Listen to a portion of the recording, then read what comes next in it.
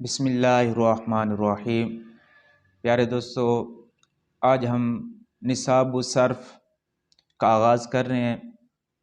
اس کے تعارف، ابتدائی جو باتیں ہیں، پہلا سبق ہے وہ پڑھیں گے۔ علم الصرف کی تعریف۔ جو بھی علم پڑھا جاتا ہے تو اس کی تعریف کا جاننا ضروری ہے، تاکہ ہمیں پتہ چلے ہم کیا چیز پڑھ رہے ہیں، تو اس کی تعریف آنا ضروری ہے۔ علم الصرف کی کیا تعریف ہے؟ علم الصرف کی تعریف ہے کہ ایسے اصول و ضوابط جن کے ذریعے ایک کلمہ سے دوسرے کلمے بنانے اور اس میں تبدیلی کرنے کے طریقے معلوم ہوں، یہ علم الصرف کی تعریف ہے۔ یعنی ایسے اصول و ضوابط کا نام ہے جن کے ذریعے ایک کلمے سے دوسرا کلمہ بنایا جائے۔ جیسے اب دربن ہے، دربن سے ہم نے دارابا بنایا، پھر دارابا سے یدریبو بنایا۔ اب یہ کیسے بنایا، اس کے بنانے کا کیا طریقہ ہے، تو اس کے بارے میں جو قواعد و ضوابط ہوں گے نا، اسی کو علم صرف کہتے ہیں۔ اب ہر علم کا کوئی نہ کوئی موضوع بھی ہوتا ہے۔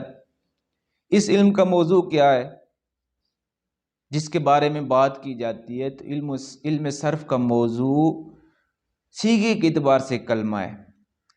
صیغے کے اعتبار سے کلمہ ہے۔ صیغہ کا کیا مطلب ہے؟ صیغہ کلمے کی اس شکل کو کہتے ہیں کہ جو حروف، حرکات و سکنات کی مخصوص ترتیب سے حاصل ہو نا، اسے صیغہ کہتے ہیں۔ اور اسی صیغے کے اعتبار سے علم صرف کا جو موضوع ہے وہ کلمہ ہے۔ اب اس کی کوئی غرض کیا ہے، غرض و غایت کیا ہے، پڑھنے کا کیا مقصد ہے، کیوں پڑھ رہے ہیں؟ تو ہاں، اس کی غرض بھی ہے۔ اس کی غرض صیغوں کو بنانے اور ان میں تبدیلی کرنے میں ذہن کو غلطی سے بچانا، یہ اس کی غرض ہے۔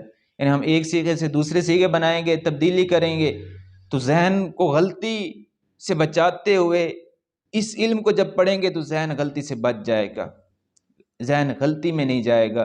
اس لیے اسی کی یہی غرض ہے، اور اس غرض سے ہم علم صرف پڑھتے ہیں۔ علم صرف کو صرف کہنے کی وجہ کیا ہے؟ علم صرف کو صرف کہنے کی وجہ یہ ہے کہ اس کا لغوی معنی ہے پھیرنا، کیونکہ اس علم میں ایک کلمے سے پھیر کر دوسرا کلمہ بنایا جاتا ہے اور مختلف صورتیں بنائی جاتی ہیں، تو اس لیے اس علم کو علم صرف کہتے ہیں۔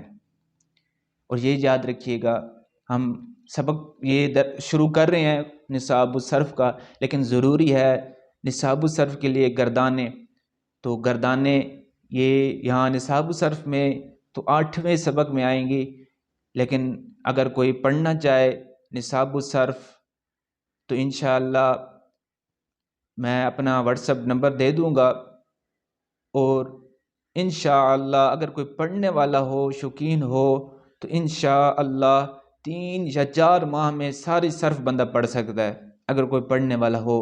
اور یہ صرف جو ہے بقیہ سب علوم سے پہلے صرف ہی کا علم پڑھا جاتا ہے، اگر صرف نہ آئے تو بقیہ علوم بھی نہیں آئیں گے۔ تو اس لیے صرف بہت ہی زیادہ اہمیت ہے صرف کی، اور صرف کو ام العلوم بھی کہا گیا ہے، یعنی بقیہ علوم کی ماں۔ یہ بقیہ سارے علوموں کی ماں ہے، اصل ہے۔ اگر یہ نہیں آئے گی تو بقیہ بھی علم آپ کو نہیں آ سکتے۔ اس لیے اس پر زیادہ توجہ دی جائے، گردانے یاد کی جائیں اور صرف یاد کی جائے، کوشش کی جائے۔